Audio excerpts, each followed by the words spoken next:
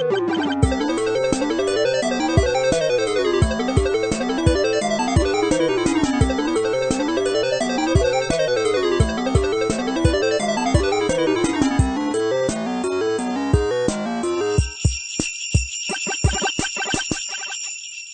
welcome to Weekly Geek Speak. I'm Andrew. I'm Scott. And I'm Steve. And we are recording. And I'm going to remember this intro. Okay, yeah, we did one. We've done it.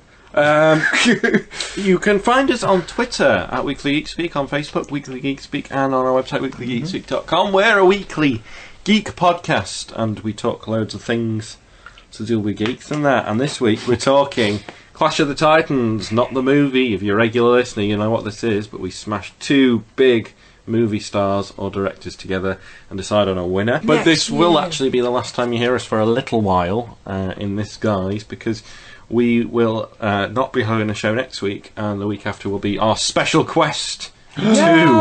So 3 weeks. 3 weeks without us in this format. What will we do, seeing as it's Christmas and New Year and there's loads of things to do? What will we do? What are we going to do? You can subscribe to us on iTunes, Stitcher, Podcast Land, or Spreaker. We are now on YouTube as well.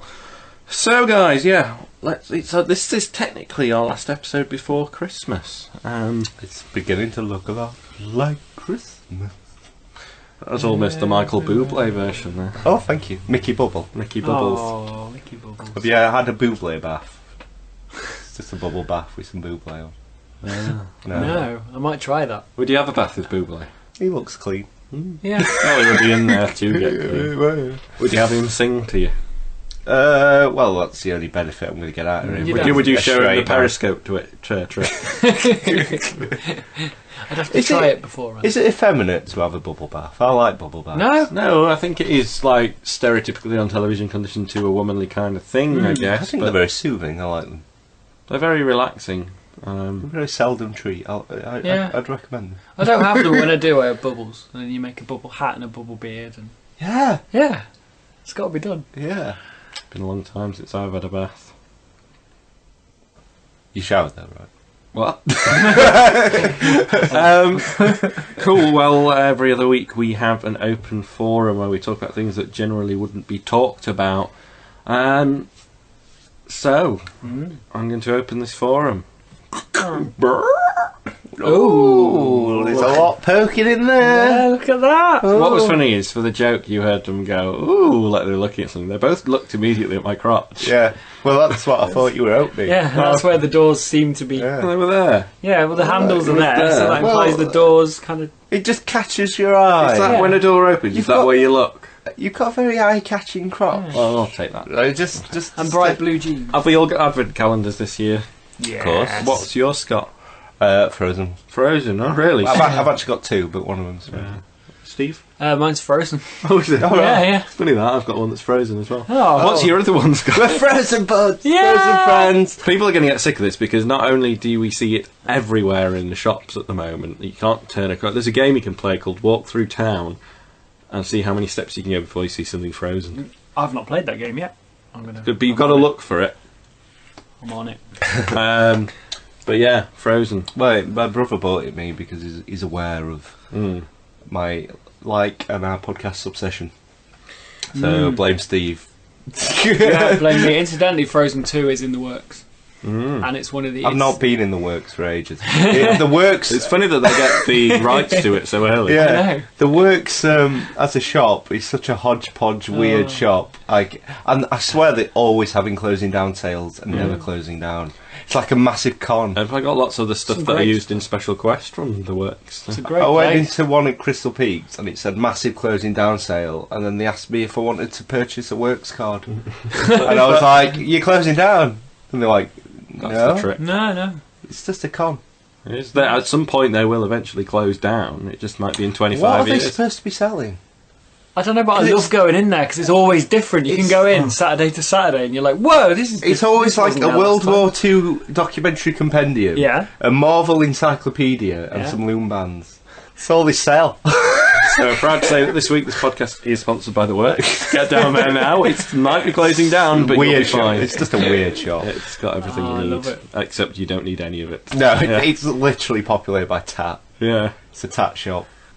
Anyway, yeah, open forum. Scott, what have you got for us? It's a bit of a loose, broad one, but it's something I think about a lot. It's Christmas. I know it's Christmas. You can be loose. You're just having a moment. It's You Christmas. can. Oh, It's Christmas. it's- I do love Christmas. I don't know why I'm some kind of cartoon villain. rubbing your thighs again with the crotch. I was Stop looking at my cock. It's showing. It's like It's not showing. I'd like to point out my cock is not showing. It feels like it's showing. It does. I was just thinking about sequels, Squeakles. and I wanted you to know what's your favourite sequel. What do you consider the best sequels? Because it's very broad, I know, but like I hear a lot. Oh, everything's sequels, prequels, remakes, but a lot of sequels are quite good, and not enough focus is given to a good sequel sometimes. Well, let's get this one out of the way. Empire. Yeah. Of course. Back to the Future 2 as well has to be quickly thrown out Yeah. of the bag. I still really like Jurassic Park, The Lost World. Yeah. I still think it's very watchable. I like Pete Postlethwaite in it. Yeah. I think it's very good. Yeah. I think another solid one that surprised me was, I don't think we've ever mentioned it, Lion King 2. You know what? Now, yeah. I saw Lion King 2 and thought, oh, fuck, really? Why would you need to do that? Actually, surprisingly watchable, quite funny, and quite, it takes the story in a new place, and it's not just a, let's cash in, like Disney do these straight-to-DVD sequels. It's alright. But We are one, you and I. We are like one. the earth and sky. One family under the sun.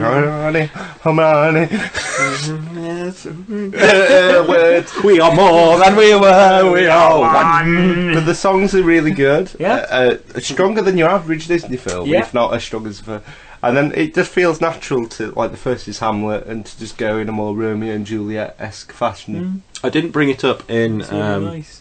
Recommend Decommend last week because it's already been recommended by yourself, Scott, but I did watch The Lion King again. And it is such a behemoth of a film. It is...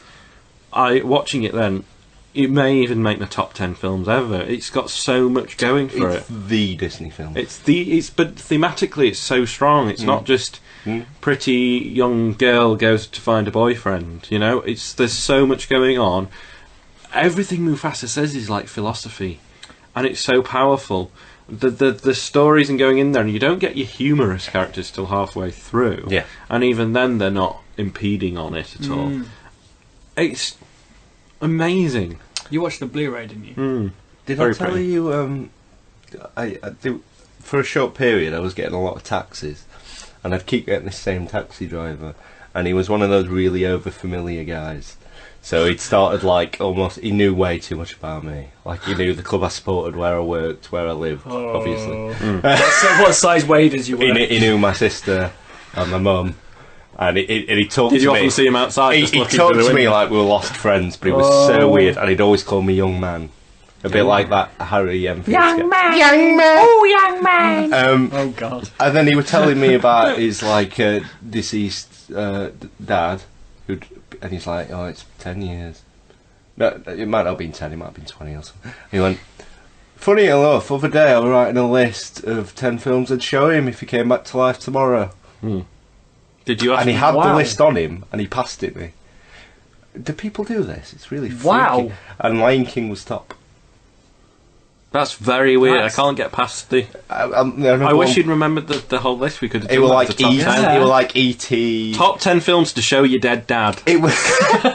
It were. There were no like. It was just weird, like hodgepodge of quite populist films of the last 10 years. It was like almost like a time capsule-esque. Yeah. Like not like suited to his dad in any real way. Just like God. you missed this, and you missed. Wow. But it just a weird. It's kind of, but yeah. Sweet but creepy. This sums him up as a person, I think. Like sweet, but comes across creepy. Wow. Like all the intention of sweetness, just uber I creepy. want to call him Ralph. You know what? Ralph the Probably Creepy. his name. I never committed his name to memory. Have you not seen him since? It's been a while. I used to know when it'd be him from the text I'd get, and I used Hey, to go, buddy. How did you know from the text? God. because it tells you what sort of car's picking you up. Oh, So I'll say I'm picturing Cable Guy. Stephen. but it's like when I get my hair cut. You don't want him talking to you. No, that's a peeve. That's a real peeve of mine. You're paying for a service, and you just want that service and to zone out. I don't mind talking to people, but you just if I'm getting a taxi, I'm in a rush, and I don't want to talk to you. Yeah. Sorry, weird sidebar. Nice. Aliens. I think. Yeah, Aliens. Terminator 2. Nice James Cameron action sequels there. Toy Story. Yeah, the whole Toy Story trilogy works really well. Come together well. Second, Batman Returns. Anything else, Scott? Yeah, definitely. And the Dark Knight. Dark Knight. Over here. But I think the two encompassing rules is I think go bigger, wider, and deeper, like Dark Knight Empire, or completely change it up, like Aliens or T2 or Godfather Part 2 to a degree. More of the same but less, like Mercer or like Iron Man 2. So that's why I'm hoping Guardians of the Galaxy 2 will be really good, because they're going to mix it up and make it different. They're not going to bigger, badder, and different. Yeah. Just widen the world, scope in the world. And, yeah. But I don't know. I just wanted a weird sequel conversation. Die Hard 2. Is that better than Die Hard? It's Die Hard 1 in an airport. It is. It's not bad. It's not better, as strong, but it's fun. but it's not better. I like it. I actually think I like the third one more than the second one. I do. Yeah. I do. Because that takes it somewhere It's completely got and a different. good dynamic in there between him and Samuel L. It's almost too broad a one. It could be brought back for its own section, but that was mine. There's weird things with sequels, though, isn't there? There's intended sequels and unintended sequels. Like, I could say the Two Towers and Lord of the Rings, but that was always an intended sequel. But then you have the ones that generally have two afterwards or something. When they've had to return to it and think of something fresh rather than having a plan. That's an interesting point. Yeah. So Star Wars is that people don't realise. Like, I think he had a vague trilogy in mind, but he didn't. He didn't go know it into was gonna work. Star It was a Wars. risk, wasn't it? Yeah. Anyway, doing Star Wars because Which is nobody why was that's- doing sci-fi films. That's why that's so self-contained.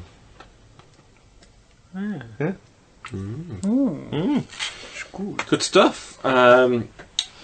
So, Steve, what's your open forum today? A couple of weeks ago, we did the Nightmare Before Christmas DVD commentary, We did. which we hope you enjoyed. Let us know. But we were talking. We started watching it, and we were chucking out fantasy castings, jokingly. But I've quite Peter enjoyed Crouch that. The and Peter the Crouch. actor Kevin Eldon. Yeah, exactly.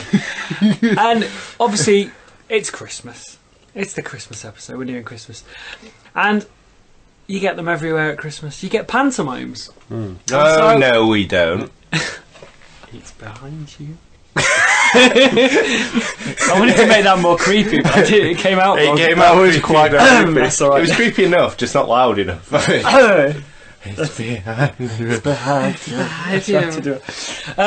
So, based on that and the fact that there's pantomimes everywhere, I thought we could have a stupid discussion about. Are Americans, or not necessarily Americans, foreign people of any kind, aware of pantomimes, or is it very much a British thing?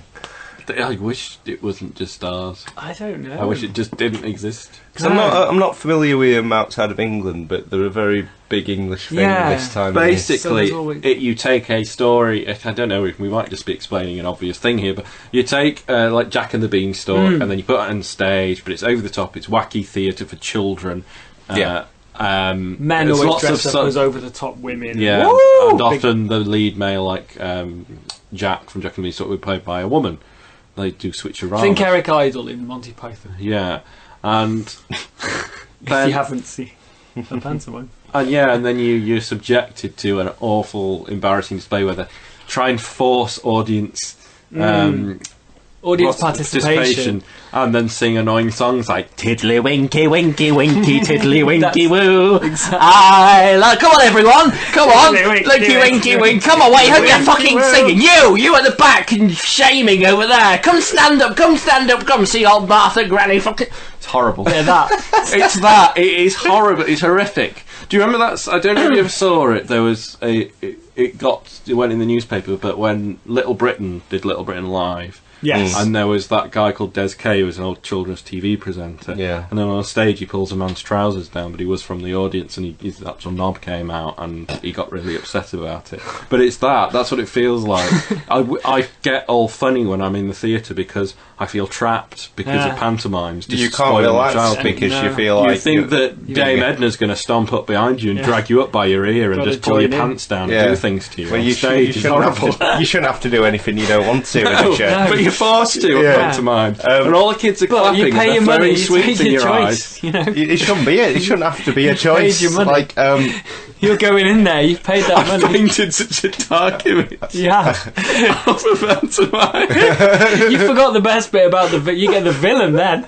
God, You've not I even just- got to the villain. I just heard that in my head. But I just I'm sorry if that was a bit patronising and all Americans and foreign people are aware of pantomimes, but I've never seen it in any other carnation No. other than in England This on is a good like point, train. actually. Why- No, I've never. anyone would ever want to do to put themselves through They're for that. children, really. Though. But bear in mind, and then you get the bad guy who's always somebody from East. They have somebody from EastEnders or that bloke off TV, and everyone's boo, and they boo them when they come on stage.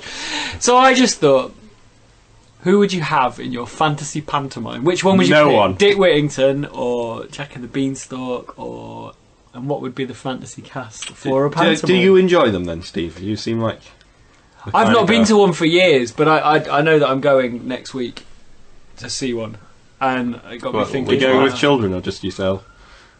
Just myself. What I'm not really. What are you saying? I'm going with work, but Jack and the Beanstalk. No, Dick Whittington. Right. Sorry, Dick Whittington. Oh, I've seen the poster. I know. There's an annoying woman dressed as a cat. Yeah, things like that. So yeah, if you were going to have famous people in your lineup of who would you put? Because they always get that block off telly. Oh, he's playing the cat. He's Brian make- McFadden he's as make the funny. cat. Yeah. They drag it. It's like watching I'm a Celebrity. They drag up some bloke from yesteryear and dress them up as a woman. I'd throw get sweets at the them. entire cast of The Expendables. Yeah. Oh, God. Wow. Who would be the dame then? What we're doing, Dick Whittington. We could do whatever you want. Jack, just as I don't care. Just You as just long get as the- Jason Statham as long as the as entire the mother. cast of The Expendables is in it. Cinderella, and then you can have the ugly sisters. Yeah. Oh, Stallone yeah. and Arnie. Stallone and Arnie. Stallone like giving the golden slipper to Schwarzenegger like No! You will go to the ball! No! he's coming to Sheffield still. He is. Wow. What the fuck's that Isn't about? that bizarre. weird? He's coming to the city. Demanding money so he can tell you about his career. I'll just Yeah. watch some films, thanks. What a weird culture shock it's going to be for I him. know. It's going to Apparently need it's- Sean Bean translating or something. It's been before, though, apparently. To do Has it? this fucking... And it's not like a massive venue either. The City Hall. City Hall, no. Tiny. Well, For, it's- for somebody, so, I it's don't know, alright. but for Stallone. Well, he can't. It's not going to fill out the arena to talk No. about like one day on Rambo. It's a when waste he of time anyway. fell I'm not going to over. fucking understand a word he says, are you? Buy your tickets now. Come to Sheffield, meet Weekly Geek Speak, see Sylvester Stallone. You know what? If we were worth our salt, we'd be going. But we're not No. because I'll just throw these tickets that I bought into the fire. into the bin. Oh no, you're not. Oh yes, I am. But I think the Expendables cast in any pantomime. I remember... let's go to some pantomime memories. I don't know if you have any, but there's always this one I used to go to at the City Hall, I think it was, actually. Yeah. And I remember they were doing Humpty Dumpty. It was a really sad end bit where Humpty Dumpty dies, and all this Spoilers. snow started falling down and stuff, and everyone was quiet, sat in the audience, all the kids with the lumps in their throats, and I went, nudge, nudge, to my mum. That is really fake snow. Really loud. Yeah, I was like, No getting past you, were they? At No. that age? such an annoying kid.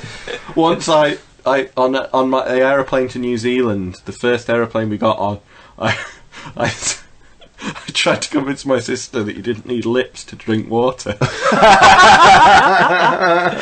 Wow. Therefore, choking on the water and just covering my sister. and regurgitated water before a 14-hour flight. Oh, And that is the God. author of the Bumpy Goose books, which we read every couple of weeks. Oh, I was such an annoying kid. Oh my God. I've probably not changed. You know what? Not that much. But we'd love you this But I way. can drink this beer without lips. Of course you can. I'd love to see that.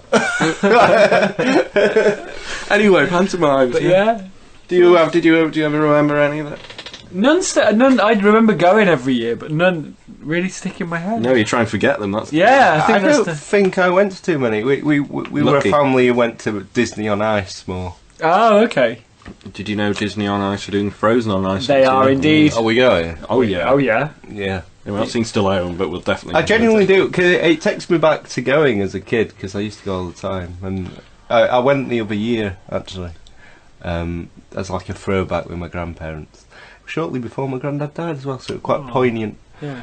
It's become retroactively poignant. At yeah. the time, it was more like, oh, there's a lot of kids. To Disney on Ice. Yeah. And I'm like, Strange. this 3-year-old in front of me is doing my head in. Oh wait. I'm like, oh yeah, I'm the odd one out. I went to see the Toy Story one, and must admit I was quite impressed. It's the It only was one, it's fun. the only I one mean, I've seen. Yeah. It's just drama student lookalikes skating about while the songs play, but it's fun. It's just oh god, flashbacks to Batman Live. Oh yeah, yeah. you guys went to it was an interesting evening. Was that like I'm a glad I went. pantomime? It was Batman pantomime. Oh. It's the Joker's henchman that got me. I just always think of Scarecrow, which was essentially a man with stilts, with looking like a flailing arm inflatable tube man. Oh, God. Did everybody boo in the arena? No. Ooh, Joker. And then there were Robin. Yeah, I think they were booing at the Joker. It was kind of like Robin's origin, and Robin were sat in this giant chair to try and pretend he was small. And it was just this man sat in a giant chair. It was just stuff like that constantly. It was just funny. And then it kept cutting to these weird sort of computer graphic scenes of, we better get there in the Batmobile. Then it cut to this pre-recorded sort of crap CGI footage of a Batmobile tearing through these underdeveloped streets. Yeah. Wow. It was interesting. Yeah. We had a lot to talk about afterwards. I'll dig up the old Two Men in a Mic episode. I think it was. I think we talking talked about about it. Didn't we? Well, That'd be it. yeah. Yeah. Like a CGI So that was- Batmobile. It comes to me then, and I want to talk about the other day, not very long ago, in fact, I went to the shop to buy somebody actually it was a birthday present, and I picked up Bioshock Infinite, and I bought it for on my Xbox 360, took it away, sent it off, and then the next day I went, I haven't played that yet, so I went down the road and bought Bioshock Infinite and stuck it on and played it. Could you not played it and then sent it then? No, because I don't have a 360, I'm PS3. Oh, you want... sorry. So I bought my own copy and I sat down and I watched it, and I'd heard that it was good and everything, and I played through it and I pretty much caned it in a week and did it. I Oh, finished it now. Yeah. And I want to say it is probably the strongest narrative in a film I've ever seen or watched, and it was a complete joy to watch. And so Clive, I mean, I had a few gripes. I always have nitpicks, but just such a multi-layered, brilliant ending. My only gripe really is it. If you've played the game, it kind of demeans the first game a bit. That's just a world. It didn't quite. It kind of. I wanted it to be more related to that one. I wanted the events that transpired to influence a bit more on the first one, I think, and it didn't really. It had its own thing, but as a story, it was fantastic.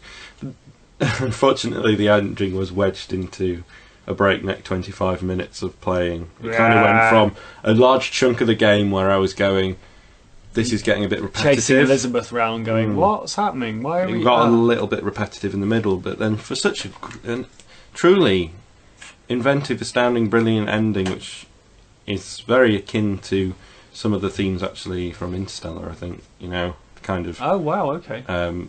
Time and perception of time and reality and influence, and it's really interesting. I loved it. For a first person shooter to have quite such an intelligent story is quite remarkable. Yeah. But visually, I mean, Oh, it's beautiful. I was a bit like, Have you got it as well? I finished it. It's lovely. I fell in love with It's- Bioshock, walking around the underwater world, and I was like, oh, they're just doing the same in the sky. When I thought, but actually, it's brilliant. And something I always used to say about Bioshock when I was playing is, I'd love to see the Bioshock world before it got destroyed, because basically you're walking around a ruined city under the sea. Yeah. When you join Bioshock Infinite, you start off in this city in the sky, this beautiful city with people milling around. You're walking around with them and things, and the world's just going on, and it's amazing. And then things start to break down as you're there, and it all changes. But it's just amazing, intelligent, and visually stunning game. And I wanted to ask you guys: is there any game that's had an impact on you so strongly in terms of narrative that you've been so impressed with, that you're not just playing around to shoot people or catch Pokemons or this something that the actual story there is something that you would happily see in a film, something that's very rewarding? When I first heard of Bioshock, I thought people were referring to that Lego. That's like Bionicle, teenage yeah. Lego. Don't know why I needed to jot that in. It's tough because I don't really play games like The Last of Us and stuff, which I imagine are quite narratively strong, and because a lot of the games I play are Pokemon and Zelda and Mario, which are quite by the numbers affairs. It's more about the gameplay. But all the Final Fantasy games are really, because they're really incredibly narrative. Oh, 7 was phenomenal. Yeah. That's one I was going to bring up. Yeah. Incredibly dense, and they create whole universes and worlds and narratives and then they just discard it and get on to the next game. And you're like, you could build fucking a million things off this. Yeah. Like Final Fantasy VII's got a few spin-offs and films and stuff, but like the way they just casually just scrap it and. But you plough hundreds of hours into it, and you get so involved in the characters that when stuff happens in the narrative, it's like, yeah, we've levelled that character up, and things happen. It's Yes, I know what you're referring to. amazing. Is it a spoiler nowadays to I talk don't know, about it's Ares? Everyone knows. God, everyone knows. It's in the top 10 video game moments. We're going to just do it. Ares, Yeah. when Ares dies in Final Fantasy VII. I've never felt a moment like that. Was my first computer game moment of, I've played Mario, played it. It was like, fuck. Just take a moment and just pause the game and go, oh, okay. It'd be like getting halfway through Sonic God. 2 and then Robotnik just kills Tails in front of you. Then you're like, what? And you ploughed in 60, 70 odd hours into this game, and then they're like, oh, by the way, what? Do a bit in Don't do that in games. That never happens. It's always happy. Bit in Final Fantasy VIII as well, where you start investing in this sort of relationship between Squall and, I want to say Rona, and she gets possessed and goes into space to release a sorcery. I know it's Japanese. Yeah. And then whatever possessed her leaves her because they've done what they wanted, and she's just drifting in the horrible, lonely vacuum of space. So as Squall, you go out with limited air supply to try and catch her. So it's like this almost like mini game of trying to get to her in time, and it was really difficult. But that was kind of powerful in a weird way. You're just going out to your own death in a faint hope of finding, and you survive and all that. Recently ripped off by Guardians of the Galaxy. It was. Yeah. It was. It really reminded me of Final Fantasy VIII. The link. So any Final Fantasy game really, but and the Arkham games in a way, not in a profound sense, but just in a this is awesome sense. A strong really sense of story. narratively sound Batman stories. Paul Dini was involved in the first few, wasn't he? Yeah. He was one of the best writers out. Oh, the Scarecrow stuff in the Arkham games. I mean, you didn't need to go anywhere near anything that beautiful, level, deep and layered and Batman-like for a game. But to just touch on Batman's psyche in that way, awesome stuff. And I have to say, in Bioshock as well, Infinite, a lot of the times, especially in a first-person shooter, that the character that you are, the story goes on around you, and you're just like trotting through. Whereas you are that immerses you. Yeah, in that you're world. an integral part. You're driving the story. You're doing something.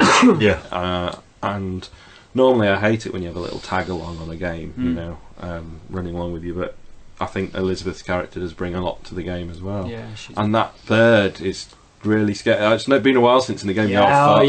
And she's protected by this giant songbird, mechanical creature, which every now and then comes to try and get her back. Just shows up. And it's really good. It's such a great game. I'd advise it to anyone. I think Bioshock is my all-time favourite first-person shooter, just because of the story and the world, and then that to build on it so well. It's definitely up there with it. I've got a weird prejudice against shooting games there, which I'm going to have to get over, because I know for a fact I'm missing out on some good... And I like stuff like GoldenEye. I know we're going back way too far. But if you like, I mean, you don't even have to play the first one, really, if you jump onto Infinite. But if you do like science fiction, it's a great steampunk science fiction game. Oh, definitely. And the attention to detail they've put into it. It's not just to run around and blow everything up. No, the level, if you just wander around and look. And also the great thing with Bioshock universe. is the fact that they brought in that added thing. Yeah, you've got your gun if you want to use that, but you also get powers, so you get superpowers. So that can control ice and things, and this one you can control crows and things. You get some amazing powers to play with as well. So it's definitely worth a go. Yeah. I might look out for that. And Fallout 3, if we're talking shooters, Fallout 3, the narrative in that, the world in that is enormous, and you can just spend a good 2 or 3 hours walking across the wasteland, killing things and picking up. But you get that sense of vastness and that there's been a nuclear war and there is nothing, so you are just walking and you've got this lovely soundtrack, and the story in that as well builds, and it's similar. The last sort of 25 minutes, half an hour, you're like sat on the edge of your seat, and it just throws everything at you because you've spent hours just meandering around doing a few missions and gradually building this story, and it all comes to this huge climax. So that if you've not played that as well, that's... Well, I know I'm being incredibly ignorant and ignoring some brilliant franchises, but they just... If you disconnect yourself from what's going on in gaming and then have a casual look in, it does feel like 1,000,001 shooting games that all look vaguely the same. Especially with your Call of Duties and Battlefields and stuff. But then you could say if you fell out of love with the movie industry and casually looked in, it looked like superhero films. I have to start separating the wheat from the chaff. It's not all COD and Halo. It's not that they're bad. Do what I do. Let other people play the games and recommend. Which Find some people that are a good judge. And which is what I'm starting to do. And I hear Bioshock a lot, so I might give that a try.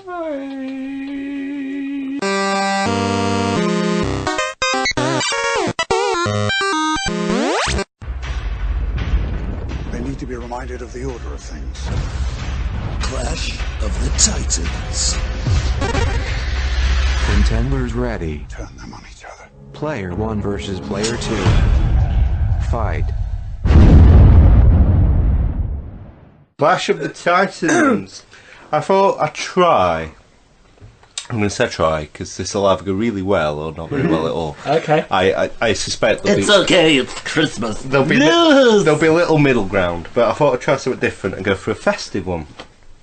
Right. So rather than actor, director, composer, writer, Yeah. as we usually do, Okay. provided by the audience, I decided to go with concepts. Okay. So we've got the mascot of Christmas, the ambassador of Christmas, Mr. Christmas, Father Christmas, jolly old Saint Nick himself, Santa Claus, Santa Claus. Nice. and he'll be going up against. It's more of a concept than character Jesus. of Anti-Christmas, Okay. personified by Scrooge, the Grinch, various other people. Okay. So you got the spirit of Christmas and the anti-spirit of Christmas. Right. Will Christmas be the sort of anti-Christmas sentiment that's built up over the years? We're basically establishing: are we jolly Christmas fellows, or are we Scroogey humbugs? In terms Yeah. of our Christmas films, do we prefer the more Christmassy I think ones? he's onto something here. I like this. Or Let's do do we it. like... The problem with this is I've written them down, but I've not paired them, because I've been busy. So this is the most loose, casual Clash of the Titans we've ever done. But let's see what happens, because we'll get somewhere. Is that window open? Let's just to kick it off, just to get an idea. We'll start with Scrooge, Okay. Alright. and I've picked Muppets Christmas Carol. Oh. Predictably, Came second in our. and it was travesty because Yeah. it's number one. Oh, there goes Mr. Humbug, there goes Mr. Grim. If they gave a prize for being mean, the winner would be him. Old Scroogey lost his mind. honey 'cause he thinks it gives him power. If he became a flavor, you can bet he would be sour. Against what might be one of the more beloved, it's a remake, similar to Muppets. Miracle on 34th Street. Okay. With Richard Attenborough, Yeah. who probably is Santa Claus. I think he The might late be. great I Richard think Attenborough. he He gave us dinosaurs. I mean, if that's not what Santa Claus is about, I don't know what is. Yeah. Let's go. He thinks you're Santa Claus.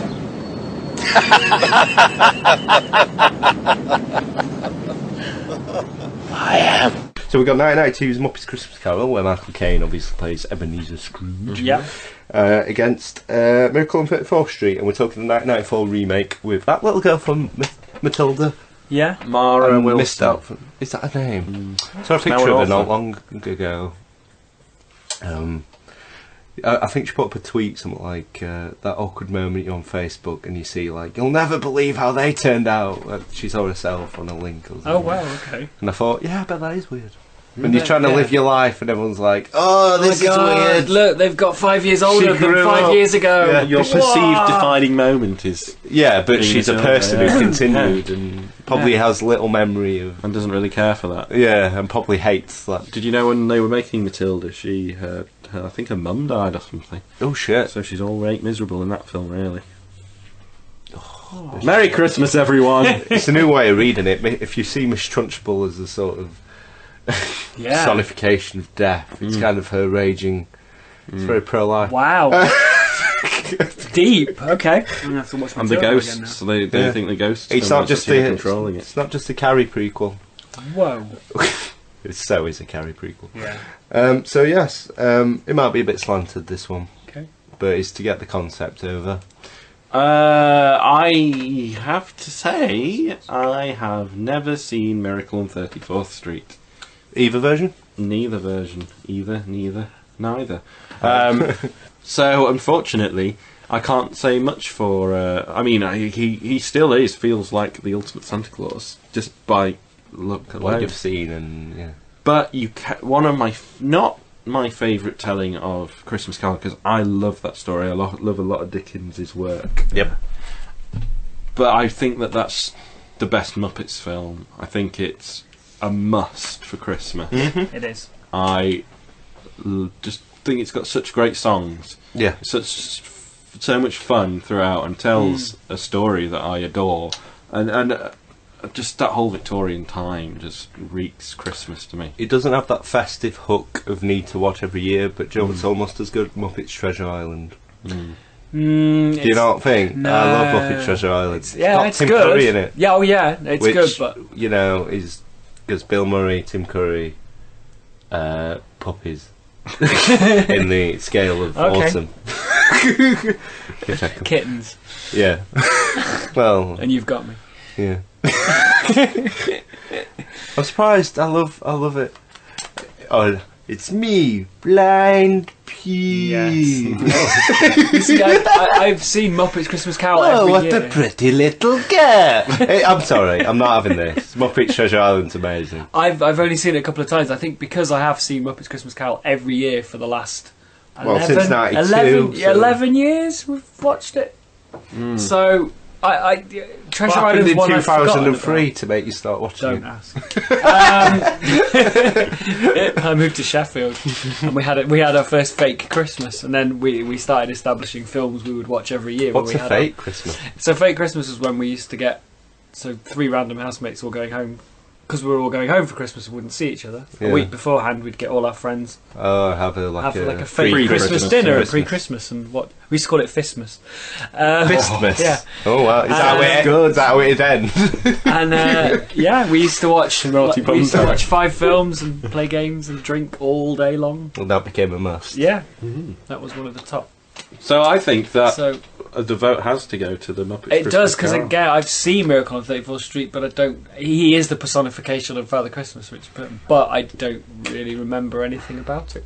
Other than he looks like Father Christmas. Do And you he's know why Dickens why there's so much snow and things, and why he has such a vision of Christmas in no.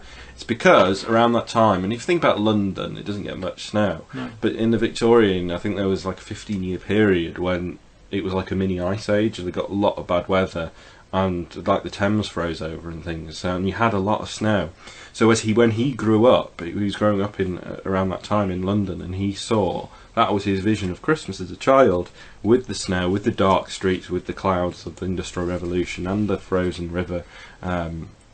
And that's why his vision of Christmas that he wrote about later on in his life was so strong, and with that snow and with that stuff. And which has permeated almost every other thing about Christmas, because it almost never snows before Christmas, in my experience. When I think Christmas, I don't think the birth of Jesus and this, that, and the other. I know obviously that's what it's about, but the strongest image for me is Victorian London in the snow and Scrooge and that for me. Those old lampposts with the candles and the Christmas tree and things and I don't know, that feels more Christmas than well, I'm obviously not religious, so it doesn't really mean that much for me. I mean, I appreciate it things, but for me that is the Christmas holiday, getting together with your family, getting together in a horrible cold time of year and just enjoying it. So Muppets Christmas Carol.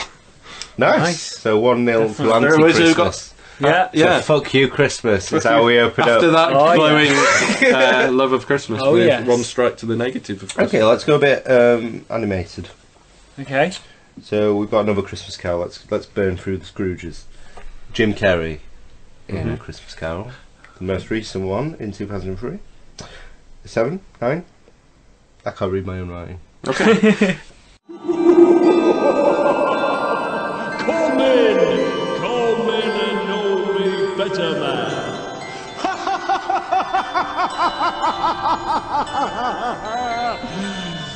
I am the ghost of Christmas present. Look upon me. Against Nightmare Before Christmas, where Santa Claus is played by Edward Ivory. We saw that the other day. Santa with very small hands and feet. Untrustworthy, we established. And we saw his pants. Yeah, sparkly. Yeah, and he's got a lot of candy in his beard. Yeah. What's this? What's this? There's powder everywhere. What's this? There's white things in the air. What's this? I can't believe my eyes. I must be dreaming. Wake up, Jack. This isn't fair. What's this? Jim Carrey in that version, I think we've spoke about it. Maybe spoke about it before. I thought it was awful. It was just a terrible version where it was one of these films they've released because it had Jim Carrey in and it was in 3D, and they'd shoehorned in these really naff 3D sequences where he's sliding down a drain pipe and all these weird little. I remember coming out and thinking how much I hated it. I really didn't enjoy it at all. And this was the time where I used to go and have to watch quite a lot of these sort of animated films with work, and that was one. And I didn't even come out and think, it was terrible. So that was my memory of that. So when you said that, I sort of did a little. Oh, okay. I know which one I'm not picking. So that was awful. Yeah. And the other one, what was the other one? So I got so engrossed in remembering how awful that was. Does it even matter to you what the other one is? How awful that was. It was Nightmare Before Christmas. But yeah, Nightmare Before Christmas is. I mean, I liked with shiny pants, candy in his beard. It's Jolly Santa. The opener, shiny pants. So I won him round. But yeah, I can't. Well, shiny pants. Shiny pants. The candy in your beard. There you go. Okay, I don't think that Christmas Carol is that bad. It's not particularly great, but I've never seen a telling of that tale because I think that tale means so much to me. Right. That I hate it, and it has a lot going for it. I think there's some very nice visuals in there. The design of Victorian London was beautiful.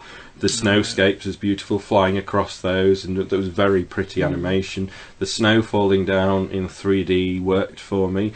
The only thing that I thought let it down was shoehorned in sequences being chased by ghoulish horses down drain pipes.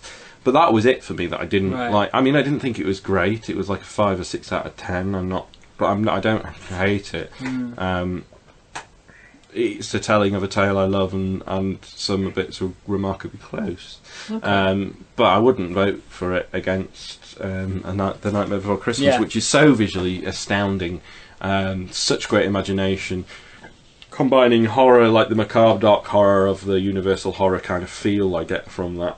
Yeah. Balling it up, the stuff that Tim Burton grew up with, and throwing it down in a Christmas landscape. It's beautiful. Yeah. It's wonderful. It's joyous, and the more I watch it, the more I love it. Because I never used to care for it when I was younger. Yeah, I was I'm just like, oh, surprised. that's fine. I know. meh. It's only in the past 5 Seems right years. up your street, though. I'm It surprised. does, and I'd like it a lot. It's still not in my top 5 Christmas films, but I No. do enjoy watching it. And as I say, every time I watch it, I appreciate it more and more. It's a non-contest in that one. The Nightmare Before Christmas. Definitely. Scott, which way would you go? Yeah. Yeah. It's not really a contest, but it does pull us even. It's Christmas, Okay. anti-Christmas. Okay. Santa's fought back. He's fighting back with all his might. So, ex-Saturday Night Live comedians turned actors heading in 2000. Jim Carrey, Yeah. again. Can he redeem He's himself? Mr. Anti-Christmas. Yeah, Okay, he that's is. 2. Yeah. Oh, The Grinch Stole Christmas by Ron Howard. On calm nights, baby who girls and tiny who fellas drip from the sky in their own umbrellas.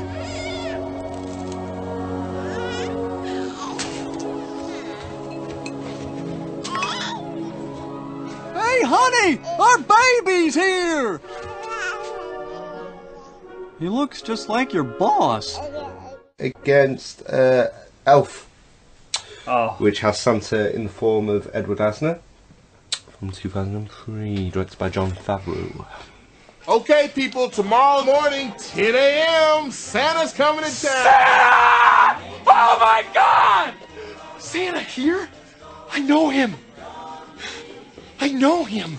He'll be here to take pictures with all the children. Yeah. Just keep your receipts. 10 a.m. tomorrow. 10 a.m. tomorrow. Santa's coming to town. Yes. Sign this for me. Oh, hi. Santa's coming. I don't really like The Grinch hugely. I think it's watchable and fine. I think I've seen it twice, ever. I've actually been to, is it Whoville, isn't it? Yeah. I've been there. It's a what? It's a real place. Yeah, in Universal Studios. Oh, they wow. still got Oh, sorry. I missed that bit. I was like, what? So yeah, Oh, it's a wow. bizarre moment when you go around the tour in boiling hot California past a little snow village. Like, Oh. outside. Can you get to the Grinch's sort of cave? You just drive past it. No, So I it's think you just see the city and collection then you go of around the who's. corner to the Jaws place, which is weird. Oh, wow. So you never knew that It's Actually, I I can't handle lied. their noses. it's the crash from War of the Worlds is after. They crashed very close to Whoville. Oh, wow. Oh wow, that explains a lot. But anyway, it's got a quirky vision. It's got the It's Dr. Seuss, yeah. yeah, and the feel of Ron Howard brings to his films. It's got a lot of warmth there. Yeah. But I never returned to it. Whereas Elf, I think it's a great film. Really fun and joyous and silly, and has Zoe Deschanel in it. So Which is true. That's why I argue Yeah. that point. Yeah. Who's just above Tim Curry in the League of Awesome. Yeah. And kittens. So my vote, because I think it's so fun and happy, and I love to. New York is a Christmas place. Yeah. It feels like Christmassy, and I love it. Though if you actually go there, you Well, probably so get then stabbed. London. What's the most Christmassy place? So are we talking Victorian London versus modern day New York? Victorian London, despite the poverty and the death, you get that in New York as well. Oh. But yeah, Elf. Bing bing. Point for Elf. Steve. The Grinch, I do like The Grinch. I like the visuals. I like the story. It's very heartwarming. It's very, very Christmassy. I've seen it on I've seen it. numerous occasions. No, I've seen it quite a few times, and I do enjoy it. But it's not a go-to. It's not a must. If it's on, I'll watch it. Elf, is on my top 5 watch every year, and it still makes me laugh. It's got Zoe Deschanel in, but it makes me laugh every time I watch it, and I think that it's got that quality and that charm about it. But you like the Grinch. Francis. I like The Grinch, but if you put it up against Elf, I'm going Elf, because Elf's funny. It's silly. It's an interesting take. As soon as you see him sat at the beginning, but he wasn't like all the other elves, and you've got Will Ferrell just sat at that. From that moment on, it's like, yeah, I'm sold. It's so clean as well. Yeah. You know, it's such a clean, nice comedy. Yeah. Sometimes you need that, especially at Christmas. It's very strong.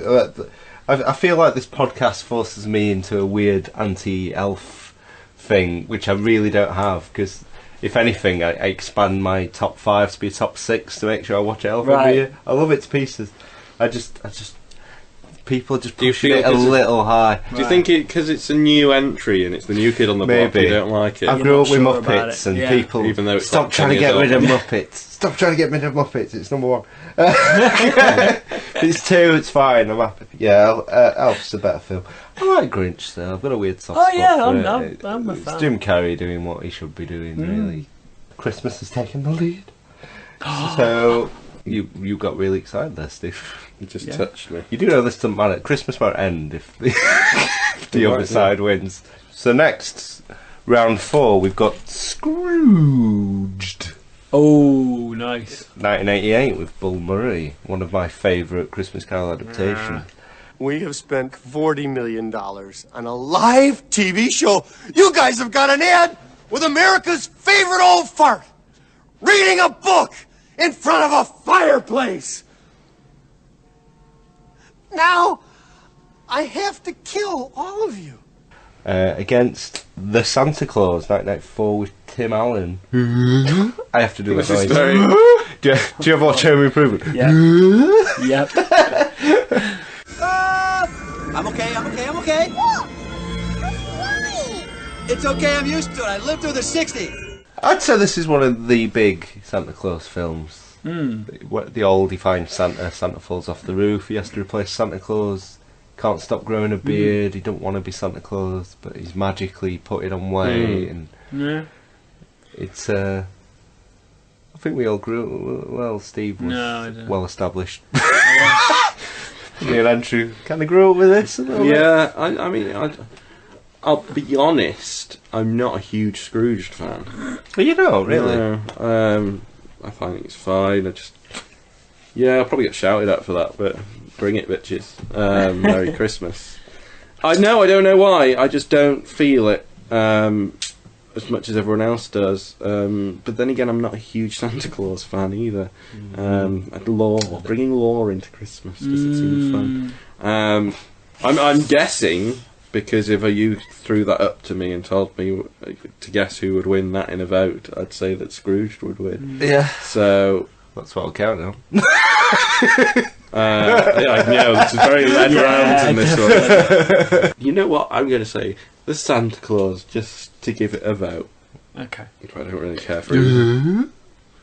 That's maybe the noise he's making. He looks into the future and he's shocked by the Tim Allen beating Scrooge. Wait a minute. But if you beat Scrooge, I'm going to change my vote. The Santa Claus is one I remember going to see, and aren't they on like the Santa Claus 850 now? Like Vince Vaughn took over and then someone else. No, that was a different film. Oh, that was the same plot though. Fred Claus. Wasn't it the same plot? No, it was the brother of Santa. Oh, right, yeah. It's called Fred. Oh, okay. I've not seen it. This is just what I picked up I have, from and I can't remember it. That's how Paul much Giamatti is the Santa in that one. Once that's it. A DVD the menu came through the door, and the takeaway place had stapled Fred Christmas to it on a copied DVD saying Merry Christmas. Wow. I'm not going to get a takeaway from you still. No, that's a bit illegal. Dodgy. Yeah. Well, because if they're not going to respect piracy laws, are they going to respect food sanitation? Yeah. Hygiene? No. Exactly. No one wants law at Christmas. They've done at least 3, because I remember there's like a Santa Claus versus Jack Frost. Yeah, it all gets a bit silly. With I think Martin Short's Jack Frost, doesn't it? So the fact that I know I've seen it, I don't remember much about it, and it spawned so many awful money-spinning sequels. Whereas Scrooge, I watched last year for the first time in years, and thoroughly enjoyed it. I'd forgotten how strong it was. Yeah, how it's quite dry humoured and just it's Bill Murray just doing what Bill Murray does, and it's a good telling of that story. So. It's the most modern day telling, really. It's nice, it's cleverly done in a kind of almost, you forget that that's the story you're watching, if that makes sense. Well, a little bit. You're not like, oh, I'm just watching a retelling of... It's not as heavy-handed as some. Yeah. He tries to.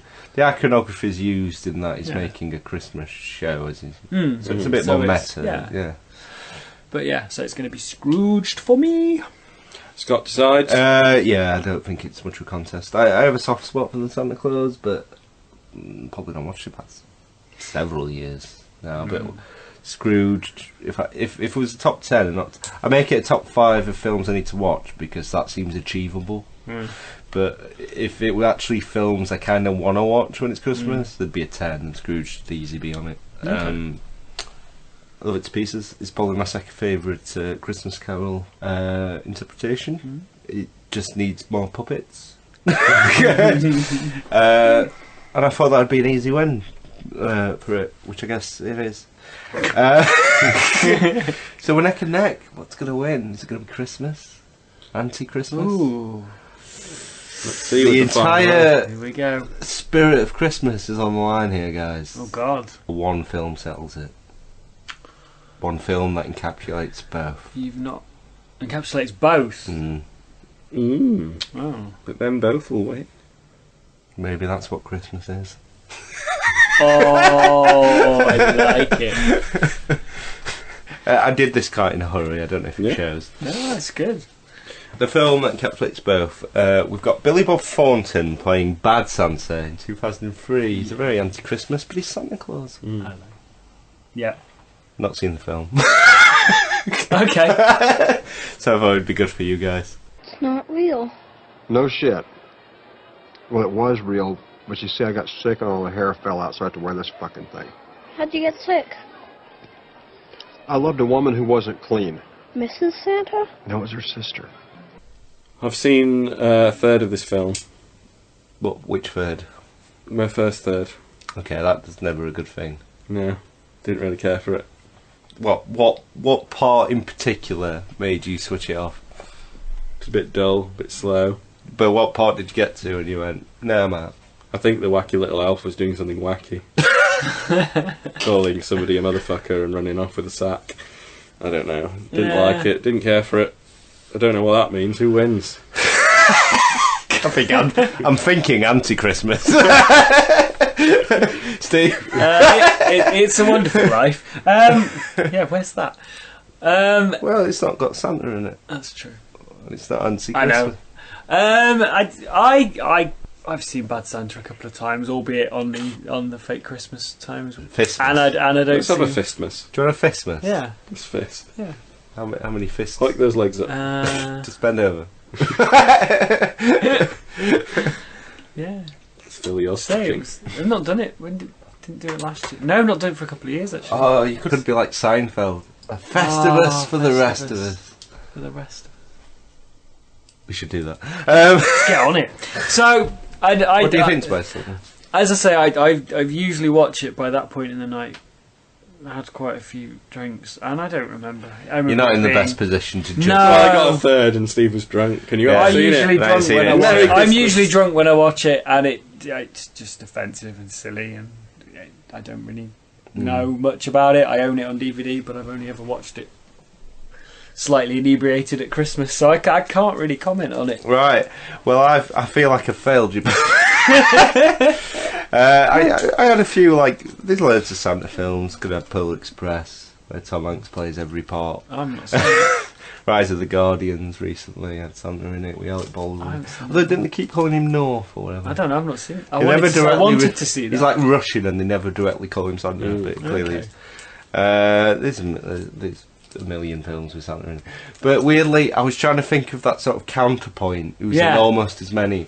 And obviously you got Scrooge from A Lot of Nightmares. Yeah. Snowman, I was telling you. But there isn't really a common trope that's in a lot.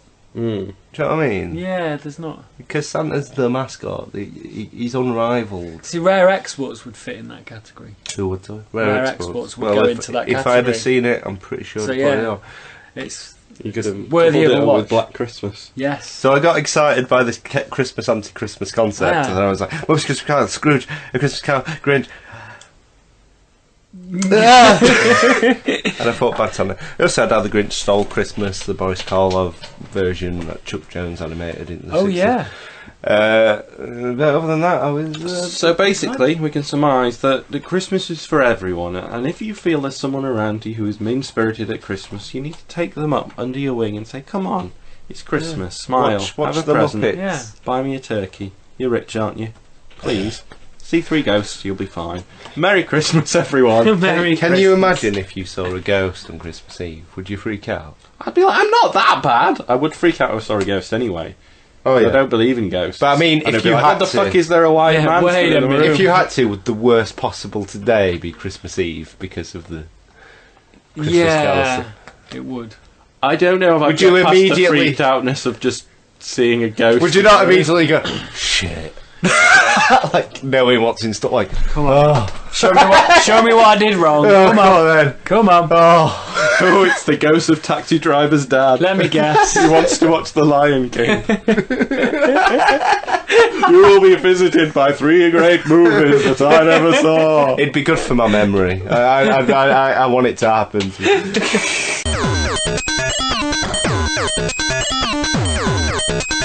We were sent something quite interesting regarding TV viewing habits in the UK. Right. And this was a survey put together by Ladbrokes Bingo. So there's just some interesting facts I wanted to throw your way. For example, Doctor Who is the most anticipated show for Christmas 2014, with the majority of respondents saying it's the Christmas special they are most looking forward to. What do you think? Do you think it's now become one thing you look forward to? I can only speak for myself, and it's something I always know will be on, and I always watch on Christmas Day in the evening. So I guess so. Just How do you personally find the Christmas episodes? They seem to be... Well, it wasn't the Weeping Angel one originally, or was that not? what, the first one? No, it wasn't, was it? I'm thinking the Titanic one. That was a Christmas Yeah, well, they really range. I don't like most of them, but every so often you get a really intriguing one, like Matt Smith's one last year, and so I just like them. It's a comfort thing. Bit of Doctor Who on Christmas. Yeah. What, do you watch them? I watch them. Like Scott said, I vary of how I feel there, but they're on. I mean, like, it has become the staple, because it used to be like the royal family, and then they dragged that on and dragged that on and dragged that on, and there was Only Fools and Horses. The first one was great. They brought it back, and they made another 4 more. So there's not really, that I can think of, anything else that it's like, oh, it's Christmas, there'll be a...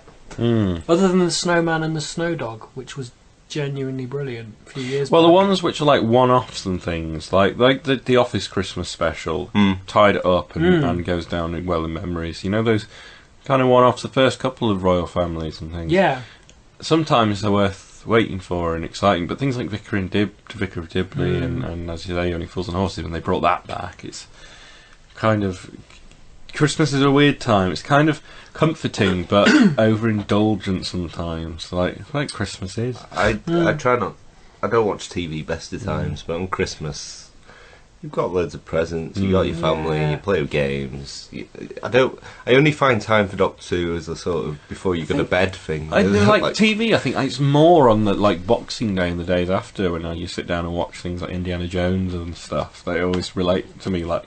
More bank holiday TV watching and stuff. I think it was our podcast after our little Christmas break last year, and we all came for Recommend and we all had watched like 20 odd family films. I think we all came with like Tangled and Monsters Inc. and Definitely. told a small story about.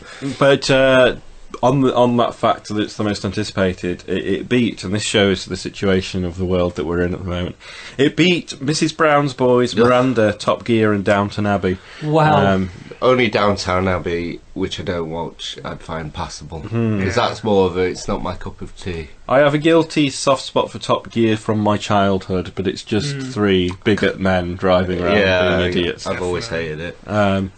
Three type of people I don't like, talking about something I don't like. Not your cup of tea. I'm not in, no. I find it weirdly. The next fact is, it seems the men and women are in opposite opinions about whether Clara will leave the show this Christmas. As the majority of men say they think Clara will stay, or they want Clara to stay. Yeah, they do. And as opposite to the majority of women who think she will leave. What's your view of Clara Clara? Oswald, the companion Doctor. From Emmerdale. Well, I don't want to spoil... No. I don't want to spoil any of the last season. I want to... I am under the impression she will stay, but if they want to make this special, they could make her leave. I'm saying nothing because I've read things. Okay. So yeah. And also... She's been good. She's been good, have you liked her? Yeah. You know what? She's been good, it took me ages to warm to her. Same. Because she seemed like they were trying too hard to make her Amy Pond 2.0, and she Yeah. had no definable character. But especially the last few Matt Smiths, when she stopped being a bit of a mystery and started being a person, and especially in the Peter Capaldi run, I've really liked her. I've only seen a couple of the Peter Capaldi one, but she's, But for a while, it was just like... It was like they wrote things for Amy Pond and just chucked her in instead. It was really annoying. Yeah. Is Amy Pond Karen Gillan? Yeah. I saw... The first time I've actually felt I've watched Karen Gillan properly the other day, because I watched Oculus. Oh, right. Which is fine. I'm mentioning because it won't come up in recommend or decommend because it Okay. sits right in the middle of things, and I'd be very surprised. But I didn't really get much from her in Guardians. She was just kind of a 2D character as Nebula. But I thought she was actually okay. But she's got a very nice voice, hasn't she? It's proved very divisive, Oculus. There's been a lot of arguments. You could call it an Oculus Rift. But it genuinely has, though, but just like audiences. I think it's fine. It's an interesting concept which they over-embellish, really. They go a bit far with it to the point where I started getting a bit fed up. Yeah. There's some interesting ideas, some great moments earlier on, but you just get a bit tired as you go through. It's more important to me that an actress has personality and is talented, but she's so pretty. Yeah. I like Karen Gillan. A quarter of Doctor Who fans said they would choose David Tennant to return as the Doctor, with Tom Baker as the second favourite and John Pertwee as the third. So Right, they were we need to break a few things to these people. It's not happening. Yeah. One of them's definitely not. No. We did that. We ticked those boxes in the We've done that. 50th You year. had, you had him back, and was nice. I have a lot of time for Tennant, but I preferred Matt Smith. I did. If I'm being honest, and I don't see the point of going back unless you're doing a multi-Doctor story again. Paul McGann. If you're bringing anyone back, give Paul McGann some due, because he was on our show as well. He was. Weekly Geek Speak. That's my Paul McGann. That was too good. Yeah, no, I am him. Wait a minute. He regenerated. And finally, they got some stats in on general TV viewing, such as more Brits will be sitting down to watch TV this Christmas, 80%, rather than seeing their family, who said 69%. So I presume there's some crossing over there. But a lot of you watch TV, British people. My television raised me, so I count it as family. How does that skew the stat? I'm joking. Now, without looking at the screen, okay, this next I one... kind of did. I didn't. We got another email regarding some research from Watchshop, and they kind of did what their top 5 films. I know we did our top 12 last year. I just wanted to bring these to see if it brings any happiness back to Scott, who felt Muppets Christmas Carol was dealt a bum deal in ours. It was. And came second. So I'm just going to quickly run through these. It was also discovered a huge 40% of people said that Christmas films are their favourite part of Christmas TV. Yeah, well, it's seasonal, so anything that's seasonal, like, you can't do it any other time, so it feels like... It makes you feel like festive, doesn't it? Yeah. Like, you can't watch Jingle All the Way in June. Interesting, the top 5. I think there were an older demographic than us going on this, but older than me. Older than you. It's important to say though, because it does skew things. Yeah, definitely. In 5th place, it's White Christmas. Yeah. Oh, okay. Well, I've never watched it. People always go for that one over holiday. In 4th place, Home Alone. 4th? I'd bump it up, but Yeah. I'm just pleased it's there. Yeah. In third place, Miracle on 34th Street. I don't know if that is the remake or the... if White Christmas is on there, I imagine it's the old one. Old one. Number 2, It's a Wonderful Life. Guess it had to be on there. Yeah. Number 1, what's number 1? Wonderful, wonderful life. Well, I saw it. Number 1. It's Elf. Hey! Yeah. See? Oh, okay. People have spoken again, Scott. Elf again. Well, you know, it's gone down in my... Elf-stimation. Look, the thing is, I love Elf. If I could extend my sort of top 5 need to watch every Christmas list, well, I can. And it's quite an arbitrary list. I've come up to 6. Elf would be on there. I just don't see why it's better than Muppets Christmas Carol, because it's not even got puppets in it, or not enough. Does Michael Caine sing in Elf? Does Michael Caine sing in Elf, Steve? No, he doesn't. I rest my case. Big thank you to Victoria and David from Branded 3, Ladbrokes Bingo and Watchshop for sending those through to us. Cool. If you have interesting facts or anything that you've found on the internet and you want to share them with us, or you want us to talk about them, do email us weeklygeekspeak@gmail.com. Steve, what time is it? It's time for This Week The Geeks Have Spoken. Yeah. Oh, I wish I had some like bells to make that festive. Ting, ting, ting, ting. But I don't. Damn. Steve was looking for bells. Well, I was looking for something that would make a bell noise. Silver bell. Oh, we should sing a Christmas carol. Nope. Fine. Pete Bushbauer, king of 3-word reviews, as ever, at Popular Outcast on Twitter. Seen quite a few films again. Knights of Badassdom, LARPing and Metal, 6 out of 10. Now, I mentioned that was my decommend last week because I found it going to be awful. It was going to be, I can't comment. But going on the things I've watched that Pete's watched, I think I'm very similar to him. Often. Okay. Often. Yeah. I think reading about it as well just didn't help. It was 4 years in the making. It went through various processes and things, and it had all the people in who were up and coming, and now they've done better things, and it finally got released and fell a bit flat by all accounts. But I read that after I'd made my mind up, so it's kind of... Right, so that didn't skew you? No, it didn't skew me at all. It kind of cemented, okay, I did think it was pretty... Fair enough. But yeah, fair enough. It's all subjective. Yeah, go on. You're talking about people who've gone on to better things, this, that and the other. I read a very interesting article about Mad Max Fury Road, and it has been 25 years in the making. George Miller's been desperately trying to make this. A lot of it was filmed ages ago, and they went and did reshoots. It got put back due to the Iraq War, this, that and the other, and it's just had a real rocky road getting to where it is, so it's really nice to see it. And actually, Tom Hardy was cast on the back of Bronson from his strong performance on that at that point when he was actually cast for this film. I remember not seen anything else. hearing him muted to be Mad Max for ages, even as far back before Rises. I remember. George Miller suffers a lot from developmental health. I remember his Justice League Mortal film he was going to do, which I'm glad never happened. But The A-Team, a personal favourite. Not seen 8 it. out of 10. I don't know. I've just never been bothered. Have you? It was just slightly before our generation, isn't it? Like, yeah, I didn't have, as you say, didn't have much fond memory of it. I'm fully like aware of it. Starsky and Hutch, I was aware of it. Charlie's Angels, I was aware of it, but I'd never really watched it. So when these thingies came out, I wasn't particularly bothered. So, and actually, after getting dealt those two, I was a bit like. So I never actually saw our 18. Like I know it's Hannibal and Face and Mr. T and there's a band and they get locked in a shed and have to make something. Yeah, that's it. And you get 80s guest stars. Like I know enough about it, but like it's just not our thing. No, I grew up with it, so it's one of those. They're going to make a film. You grew up with everything, but actually, I would agree. Grew up with the Industrial Revolution. Yeah, I know. I'd probably go a 7, but I was really happy with it. It was really solidly entertaining, and it was a nice little homage nod to the series. And I thought it worked really well. Who played B.A. Baracus or whatever? Who played Mr. I can't remember. I can't remember his name. No. It's gone. Never mind. Sorry.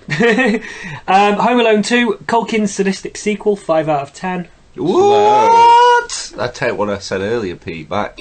That's too low. I really like it. I think Yeah. it stands up well next to the original, shoulder to shoulder. In fact, I think It's a good one. Again, is that because we grew up with it? Do you reckon? maybe. I love it though. I don't know. I really enjoyed It's got a talk boy in it. Mm. Yeah. Credit card, you got it. I'm not having 5 out. Should be much higher. I'll raise it again. It's got Tim Curry in it. Exactly. It has. Who Yeah. we just find on the scale of awesomeness. Exactly. Second, just after Puppy. Your opinion, your argument is invalid. Tim Curry's in it. Alright, last one from Pete then. Teenage Mutant Ninja Turtles 2014. Not completely horrible. 5.5 out of 10. I think it's about what you were. I would yeah. completely agree. There we go. See, Back on side. that was like Christmas. That we were all together. came We spent together. time together. Yeah. We had a little argument over the games. Yeah. And then by the end, we're family Oh, again. All right. That's Christmas for me. You have an argument when you play Monopoly and your nan cheats. Oh yes. So was she the worst? She was cheating. My nan's really competitive. It's quite funny. Really? She once got really angry that me and my granddad were put on the same team because she thought we were easy going to win, and she would just spitting dummy out throughout the entire game until we changed teams. The thing competitive people bring out the naughty side of me. I know. I love winding them up. Same. And to the point where people think I'm competitive, but I just want to wind people up. Yeah. As soon as I find something about someone, I'm quite happy to poke them. Picking a scab. I do have a competitive side, but at the end of the day, I don't care. It's just when other people slightly bring it out of you. Like It can happen, I agree. Some people just If you tease it out of you. Press the right button if they annoy you or something, and then all of a sudden it becomes a different game. Yeah. It's just human nature, isn't it? J Bells at Artie Fufkin. The Imitation Game, heartbreaking, code breaking. 8 out of 10.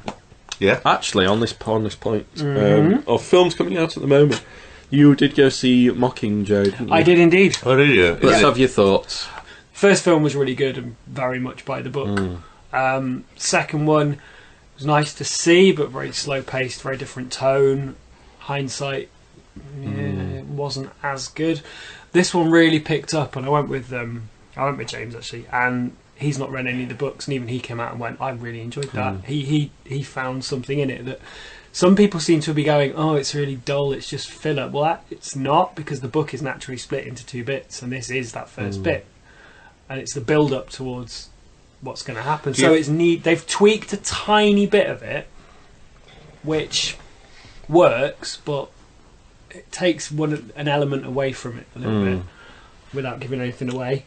I'm just guessing, but is it because you have to be immersed in the world to enjoy the first one, and then all the action will be paid off in the next one, and people didn't feel they were a payoff? I'd go with that that. Be it? Yeah, I'd go with that. But it's one that's definitely, having read the books, I know where it's going, but it was interesting to see James's thoughts, who hasn't, and I do think it was a really nice character study as opposed to just here's some people, here's a thing, here's a world, like you've always said, Andrew, with the narrative and create a sci-fi world that you believe and you buy into. Okay, maybe they haven't, but this does. They start doing it. They introduce, I think I read 10 new characters, but they introduce them because of what's going to happen, and they do it in a good way. And so it's not you Battle see Royale different happening sides. in No, a you Lady see Gaga different video. sides to all the characters that you've sort of seen in the other 2 films, and I think it was a strong 7, possibly 8. In hindsight, it's up there. It was But good. you rated the other ones higher than that, I think, didn't you? Yeah. In fact, I think when I came out raving, but I think because I still had the books in my. Whereas it's been quite a while now and it's settled down a bit. But I did really enjoy this one, and I'd recommend it, sticking with it.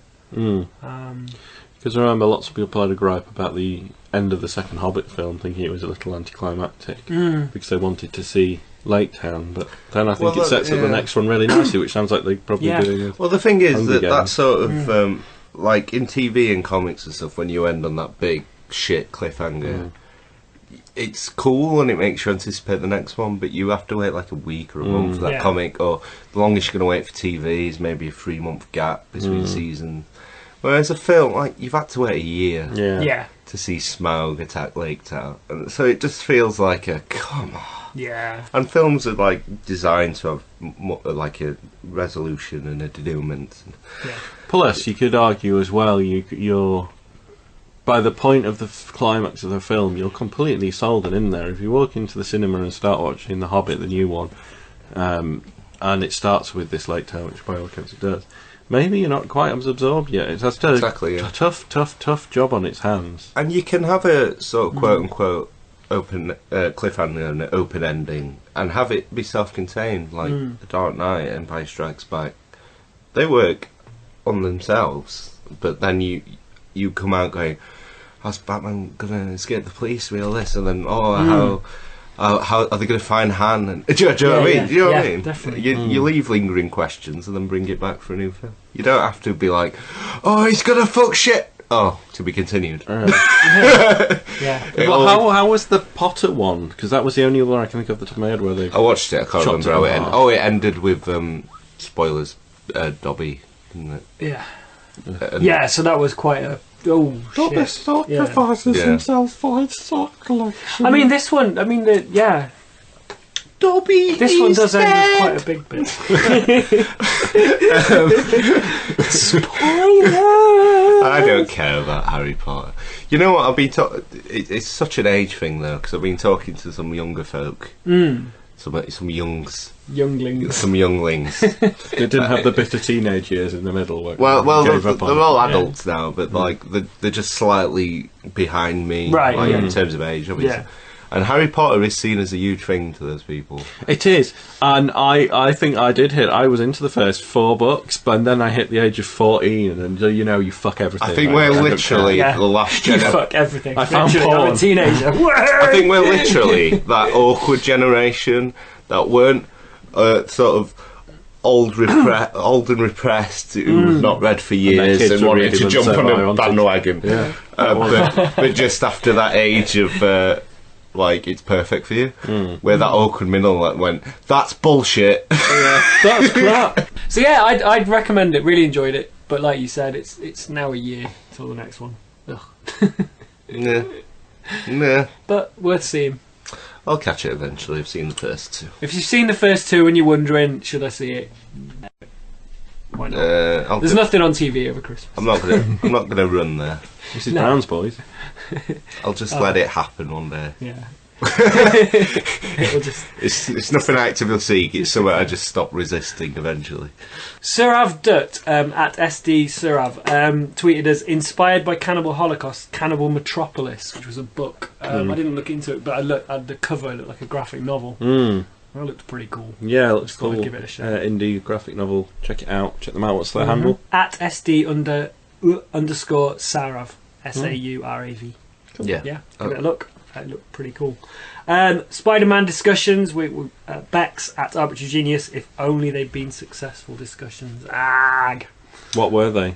She's referring to the obviously the Sony hack thing, which we won't quite go into. No. But it revealed that Sony and Marvel had discussions. Yeah. Regarding possible crossover, shared universe, lending of characters. It's what we all wish for. But if you run Sony and you own Spider-Man, arguably the second, third most profitable superhero there is, would you want to get rid of it ever? No. You churn films out for it, because even Amazing Spider-Man did money. Amazing Spider-Man 2. Like, you'll just keep it forever. It's never going to happen. I'm gutted, but it's just the way it is. Just accept it. That's what it is. At Artie Fufkin, CGI used for good. They're going to take The Wire, which was originally filmed on 35mm. Everyone loved The Wire when it came out, the TV show. And they're going to remake it in HD with CGI. So they're going to CGI all, put in the touch it all up and make it shiny. And add CGI effects to make it look cool. It seems to be a trend at the minute. I think they're doing it with Buffy as well. Oh, okay. But the thing with the Buffy thing is it was shot in 4:3 for television. Yeah. And they're trying to turn it widescreen. Right. So like literally in quite a few of the shots because of the way they framed it. There's like cameras on the side and stuff because it'll never be shown on TV, and they're moving it to widescreen, and suddenly there's a big microphone at the left. That's it. So that's what they're doing with the way. And Joss Whedon commented on it, and he was just like, "It's a load of nonsense." Like he ignored it. Ironically, he filmed Firefly in widescreen, and they only showed it in 4:3. So he can't win with aspect ratios, Joss Whedon. Darn it. It's just, it's just anything. It's just repackage it, sell it as again. Yeah. But The Wire's awesome, so do it. Okay. Richard Lawrence at Bill Owl. Have you heard that Orange Wednesday is ending in February 2015? A sad moment for cinema goers. I have a very different opinion. Oh. Do share? Yeah. Well, I work for a cinema, so I fucking hate it. And I hate all of you that take part. I see his point. Other opinions are available. I see his point because he does get people to see more films, and there's a reason people do it, and it's been so successful. I personally think someone else will just pick it up because it's of what it is. A contract will run out. But you know what? Cinemas make no money off it, and you just make my life hell. So I'm glad.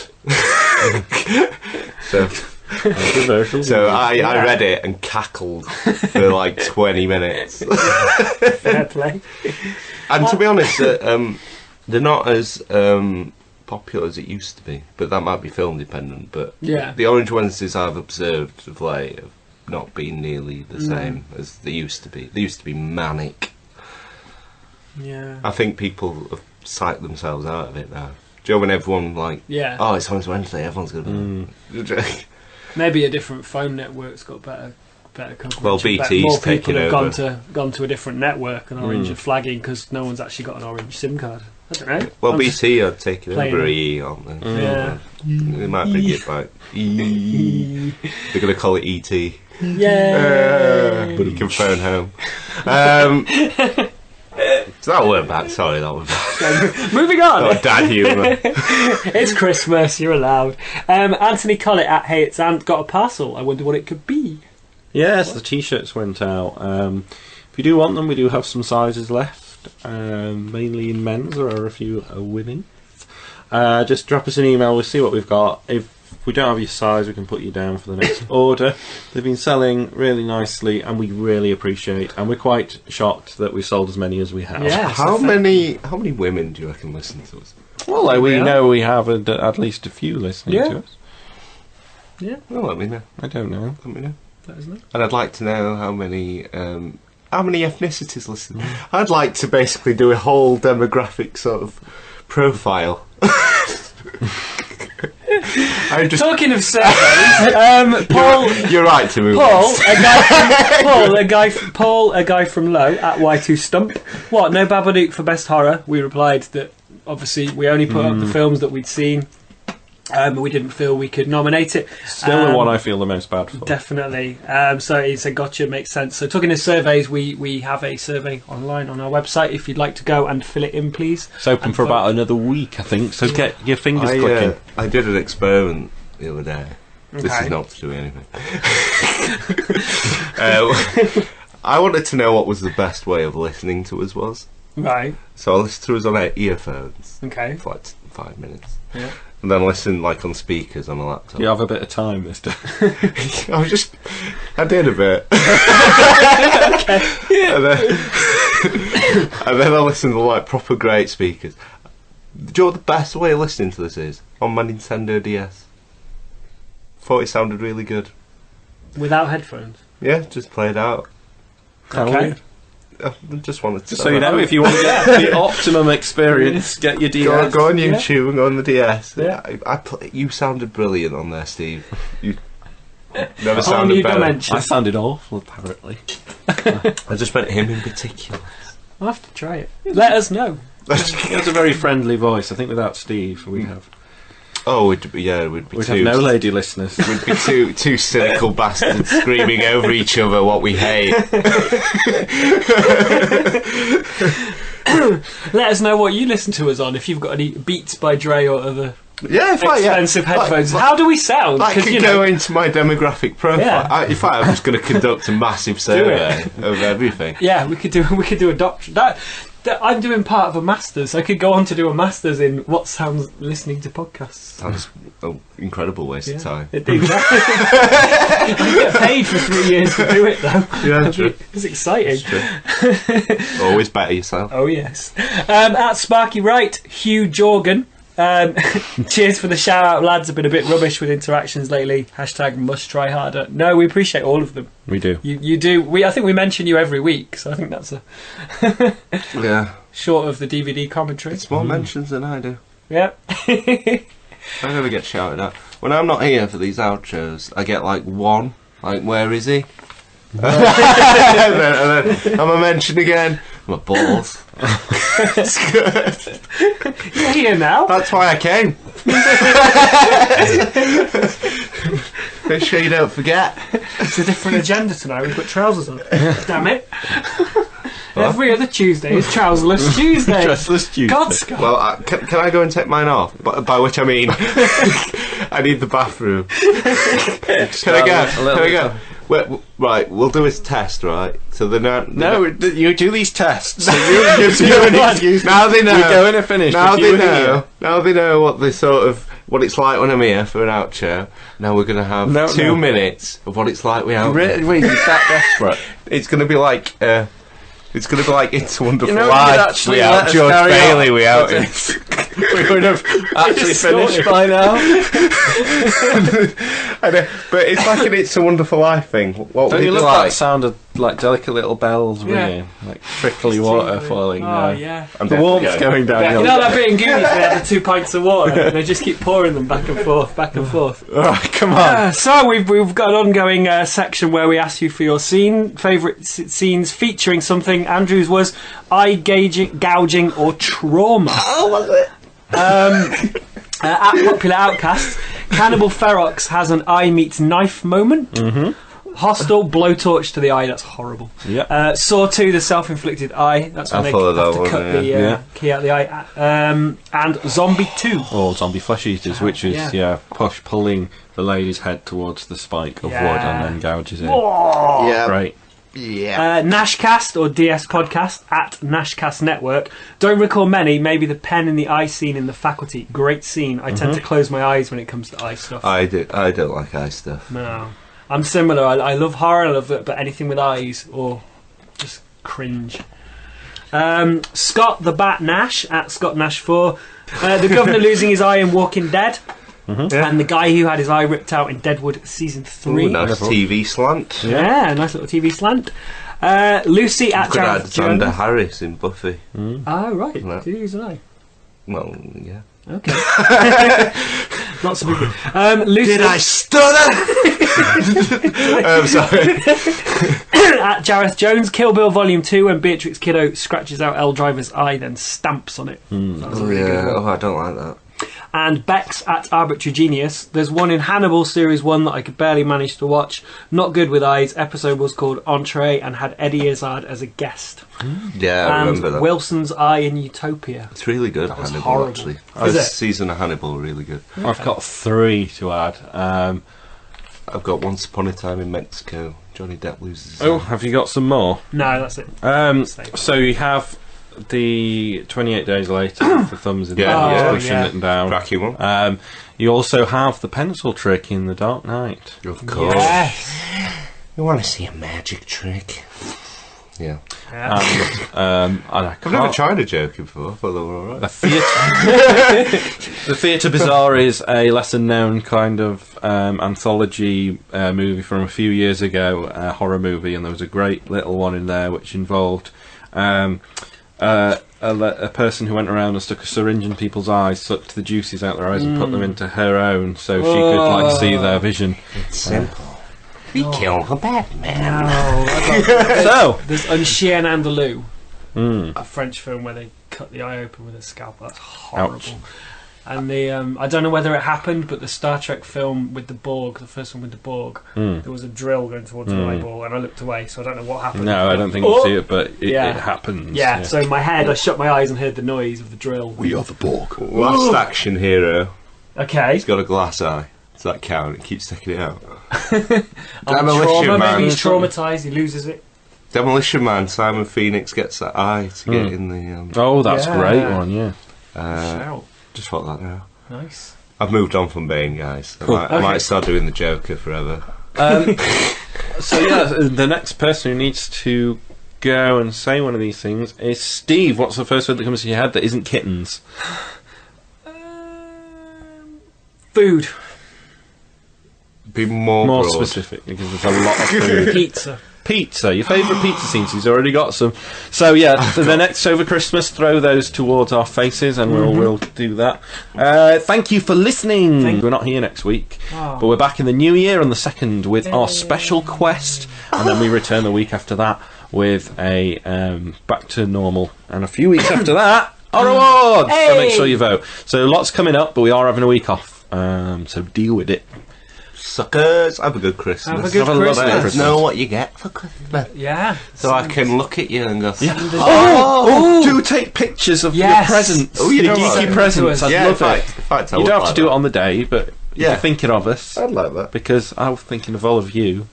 We will be. Because you're special to me. I'll be thinking of the bathroom, so I still need to go. Well, shall we let him go? I don't know if I can. Wish you a Merry Christmas. No. We wish you a Merry Christmas. No, we don't have to do that. We wish you a Merry Christmas. No. And a big cuddle. No, I will wee on you. Hey, Happy Christmas!